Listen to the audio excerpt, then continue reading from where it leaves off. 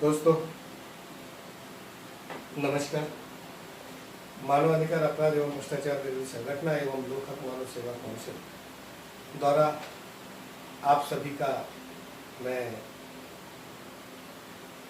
शुक्रगुजार हूँ कि आप लोगों के समस्त में जो विषय लाता हूँ उन विषयों को आप समझते हैं और उसकी पूरे तह तक जाते हैं।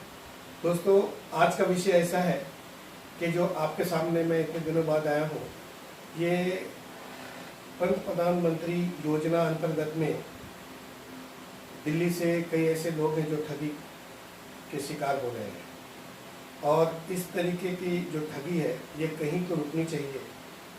इसके लिए यह जो वीडियो बनाना बहुत ज़रूरी था और मैं चाहूँगा दोस्तों मित्रों, मैं सभी से आपसे निवेदन करूँगा कि ये जो वीडियोस है वो ज़्यादा से ज़्यादा अपलोड करें, ये लोगों तक ज़्यादा से ज़्यादा इसको फैलाएं कि लोगों को अवेयरनेस हो कि ऐसे किसी भी ठगी का शिकार न हो। आइए जानते हैं हम नंदिनी मुदयाल जी से, जिनके साथ ये वाक़या हुआ है और हम इस विषय को लेकर हम काफ़ी कानूनी या जो भी हमारे तरीके से बन बैठेगा हम उसमें कार्रवाई करने वाले हैं। आइए जानते हैं नंदिनी जी से। नंदिनी जी नमस्ते सर।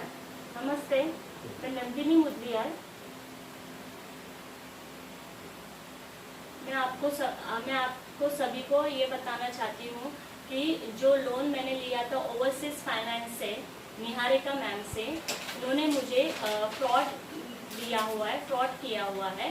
निहारिका मैम, उनसे मेरी लोन के समेत बात हुई थी, जो है PMEGP प्रधानमंत्री रोजगार योजना, ठीक है। उन्होंने मुझे 10 लाख का लोन सैंक्शन किया था। मेरा 10 लाख के लोन में उन्होंने बताया था कि आपको 4% मिलेगा और 6 मंथ आपको EMI पे नहीं करना है, 7 मंथ से आपको EMI पे करना है।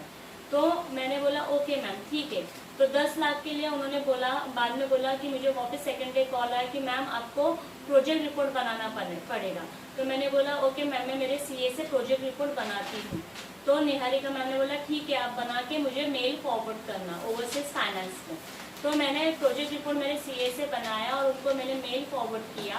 तो निहारिका मैम ने मुझे कॉल किया, उन्होंने बोला कि मैम ये प्रोजेक्ट रिपोर्ट नहीं है, ये आपका चलेगा नहीं लोन के लिए। तो मैंने बोला फिर मैम कैसे रहता है? तो उन्होंने बोला हमारा CA आपको बना के देगा प्रोजेक्ट रिपोर्ट, तो वो आप कंपनी को बता देना। तो मैंने बोला ओके फाइन है। तो फिर उन्होंने ओवरसीज फाइनेंस ने जो है बबल पेपर कंपनी, इस पे प्रोजेक्ट रिपोर्ट बना के मुझे मेल सेंड किया। और जब भी मेरे को सेकेंड डे कॉल आया DIC से, वेरिफिकेशन कॉल आया, तो उन्होंने मुझे सब पूछा आप सहमत हो ये वेरिफिकेशन के लिए? मैंने बोला हाँ मैं सहमत हूँ। फिर उन्होंने मुझे पूछा कि आपकी कंपनी आपने किससे लोन लिया है? मैंने बोला ओवरसीज फाइनेंस से। आपके जो है मैम का नाम बताया, तो मैंने बोला निहारिका मैम। तो फिर उन्होंने बोला कि आप ये लोन क्यों लेना चाह रहे हो? तो मैंने बताया उनको कि मैं कंपनी फॉर्म कर रही हूँ, बबल पेपर कंपनी, जो मैंने प्रोजेक्ट रिपोर्ट पे। तो उन्होंने सब मुझे डिटेल्स पूछा, ओवरहेड्स क्या रहता है, एडमिनिस्ट्रेटिव क्या रहता है, मैंने उनको सब उसके बारे में डिटेल्स बताया। लेकिन वो जो DIC सर है, उन्होंने मुझे बताया कि मैम आपका 20% डाउटफुल गया हुआ है वेरिफिकेशन। तो मैंने सर को बताया कि सर क्यों डाउटफुल गया? मैंने तो आपके जो क्वेश्चंस है उसके आंसर्स दिए हुए हैं। नहीं मैम, आपका वेरिफिकेशन परफेक्ट नहीं गया। मैंने बोला ओके सर, फिर अभी क्या करना है? तो उन्होंने बोला कि आपको 1 लाख पे करना होगा आपको कंपनी के द्वारा। कंपनी ओवरसीज फाइनेंस है, उनको हमें 1 लाख शो करना होगा DIC में। फिर आपको 11 लाख पूरे जो आप 1 लाख दोगे, हमें ट्रांसफर करोगे, आपको 11 लाख आपके अकाउंट में 45 मिनट्स में ट्रांसफर हो जाएगा। तो हमने बताया कि हमारे पास पैसे नहीं है 50,000 भी पे करने के। लेकिन उन्होंने क्या कहा, निहारिका मैम ने मेरे को फिर ये सब होने के बाद निहारिका मैम का कॉल आया। निहारिका मैम ने बोला मैम आपको 50,000 तो भी पे करना पड़ेगा, तो ही आपका लोन सैंक्शन होगा, वरना नहीं होगा। 50,000 हम पे करेंगे कंपनी और 50,000 आप पे करना। तो मैंने बताया कि नहीं मैम नहीं हो पाएगा मेरे से, मेरे पास पैसे ही नहीं आगे। तो उन्होंने बोला मैम आप कैसे भी करो, पे करो, तो आपका आज 18 नवंबर को आपकी तारीख है, 18 नवंबर में आपको आपके अकाउंट में 45 मिनट्स में आ जाएगा। तो मैंने क्या किया, मैंने कहा से मैंने बंदोबस्त किया, मेरे पास पैसे नहीं थे, उन्होंने कहा बंदोबस्त करो तो आ जाएगा 18 नवंबर को। इसके लिए मैंने यहाँ वहाँ से पैसे जुड़े और मैंने मेरे बैंक में से उनको NFT ट्रांसफर की।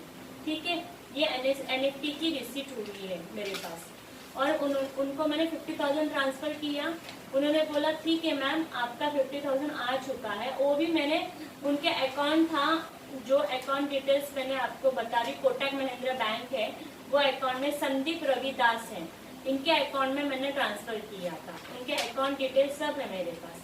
फिर 50,000 ट्रांसफर करने के बाद उन्होंने नेक्स्ट डे मुझे कॉल किया कि मैम कंपनी के द्वारा हम जो आपको बोले थे कंपनी हेल्प कर रही है ओवरसीज फाइनेंस 50,000, लेकिन वो DIC को पता चल गया है कि कंपनी क्लाइंट को हेल्प कर रही है। तो फिर उन्होंने DIC बोले कि आप क्यों हेल्प कर रहे हो, ऐसे नहीं होता है, तो क्लाइंट को बोलो पूरा 1 लाख पे करने के लिए। तो मैंने निहारिका मैम को बताया कि मैम मैंने लास्ट टाइम भी आपको बताया कि मेरे पास पैसे नहीं है, आपको ही मैंने CA के लिए देने के लिए 4,500 कहा से तो दे दिया। और मैंने तभी बोला देखो आप 50,000 बोलोगे, बाद में आप बोलोगे आपको इतना भरा, मेरे पास 1 रुपया भी नहीं है। मैंने ऐसे आपको स्ट्रेट बोला था, मेरे पास रिकॉर्डिंग भी है उन सब चीज बातों का जो मैंने मोबाइल में नोट डाउन करके रखा हुआ। तो निहारिका मैम बोली नहीं मैम उन्होंने DIC सुन नहीं रहे हैं, वो बोल रहे हैं कि आपको पे करना ही रहेगा तो ही आपका लोन पास होगा। तो मैंने बोला नहीं मैम नहीं होगा, मैं कैंसिलेशन के लिए आपको मेल सेंड करती हूँ। तो मुझे बोलो कैंसिलेशन के लिए क्या करना पड़ेगा। तो निहारिका मैम ने बताया कि आप ओवरसीज फाइनेंस में मुझे मेल सेंड करो कि आप कैंसिलेट कर रहे हो। तो मैंने 21 नवंबर को कैंसिलेशन के लिए मेल डाला सवेरे 11:30 बजे उनको। तो मैंने मेल सेंड किया तो मुझे 12:30 बजे वही 21 को मुझे कॉल आया DIC से, मोनिका मैम से। मोनिका मैम ने मुझे बताया कि मैम नंदिनी मैम आप लोन कैंसिल कर रहे हो। मैंने बोला हाँ मैम मैं लोन कैंसिल कर रही हूँ, मुझे दिक्कत आ रही है, मेरे पास पैसे नहीं है पे करने के लिए, तो मैं लोन नहीं लेना चाह रही हूँ, अब मुझे कैंसिल का मैंने इसके लिए मेल डाला। तो उन्होंने बोला मैम ठीक है आप कैंसिल कर रहे हो तो आपको कैंसिलेशन चार्जेस रहते हैं जो DIC को आपको पे करना पड़ता है, वो है 4,000। तो मैंने उनको बोला मैम ठीक है मेरे को 4,000 पे करने, तो आप मुझे 50,000 जो दे रहे हो उसमें से आप 4,000 कटवाओ और मुझे 50,000 उसमें से मुझे जो है बाकी के पैसे आप मुझे ट्रांसफर करो। तो मोनिका मैम बोली नहीं मैम ऐसे नहीं होता, आपको 4,000 कैंसिलेशन करना पड़ेगा, आपको 15 से 20 मिनट में आपके अकाउंट में आपके 54,500 ट्रांसफर हो जाएंगे। मोनिका मैम का भी मेरे पास रिकॉर्डिंग पूरा रखा हुआ है जो उन्होंने मेरे से संवाद किया हुआ है। फिर मैंने उनको जाके उन्होंने बोला NFT नहीं करना ना, डायरेक्ट नेट टू नेट आपका ट्रांसलेशन आएगा तो तुरंत हो जाएगा। इसके लिए मैंने नेट बैंकिंग से डायरेक्ट उनको ट्रांसलेशन किया। तो मैंने 4,000 ट्रांसफर करके उन्होंने मोबाइल स्विच ऑफ रख दिया और नेक्स्ट डे सैटरडे संडे आके मोबाइल स्विच ऑफ था। मंडे को मैं उनको कॉल कर रही थी दोनों को, निहारिका मैम और मोनिका मैम दोनों भी कॉल रिसीव नहीं कर रहे थे। दोपहर के बाद मोनिका मैम ने मुझे कॉल बैक किया, उन्होंने मुझे वापस बोला कि मैम अगर आप 50,000 पे करोगे तो ही आपको 1 लाख पूरा रिफंडेबल आ जाएगा, वरना आपको पैसे नहीं मिलेंगे, ऐसे बताया। नमस्कार। सॉरी दोस्तों, अभी देखिए आपने ये सारी बातें सुनी है, तो ये ऑनलाइन के शिकार कोई ये पहला व्यक्ति नहीं है जो शिकार हुआ है। ऑनलाइन में आपको कोई लोन दे ऐसा तो मुझे अनुमान नहीं है कि जब तक स्थगित बैंक के साथ आप बैठकर स्थानिक लेवल पे बैठकर आप एक ब्रांच ऑफिस में बैठकर या आपको ऐसा काम करेंगे तो वो सक्सेस होगा। ऑनलाइन किया हुआ सारा काम ठगी हो सकता है क्योंकि उसका कोई बेस नहीं है। दोस्तों जिन्हें जितनी भी बातें इन्होंने बताई है ये सारी प्रूफ है, आप उसकी जानकारी लीजिएगा। ये उसकी रिसिप्ट है। उसके बाद तुरंत प्रधानमंत्री जी के जो इन्होंने बताया उसके एक एप्लीकेशन फॉर्म है, इनको एप्लीकेशन दिया गया, उसको इस एप्लीकेशन से इन्होंने पूरा भरा है। उस एप्लीकेशन को भरने के बाद ऑनलाइन इन्होंने सारे प्रोजेक्ट बनाए हैं, प्रोजेक्ट के बारे में इन्होंने इंफॉर्मेशन दी है। दोस्तों ये ठगी सिर्फ ऑनलाइन की वजह से हुआ है।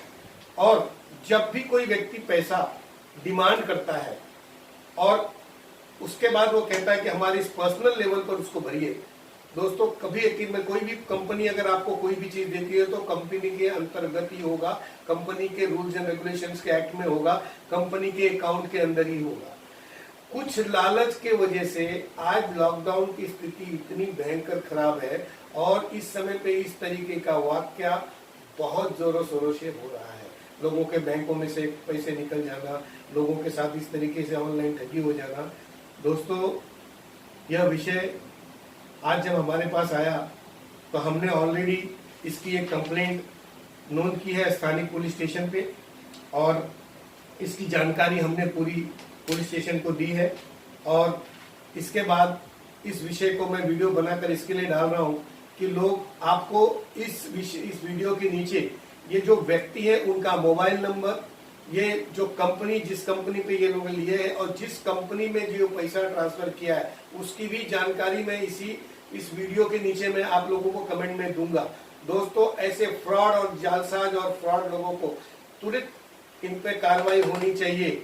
ये व्यक्ति एक है जो हमारे समझता ही है, परंतु ऐसे कई व्यक्ति होंगे जो अभी तक जिनको पता नहीं होगा कि उनके साथ ठग किया गया है।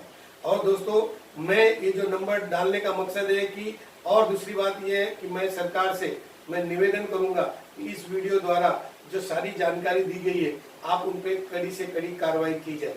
जय हिंद, जय महाराष्ट्र।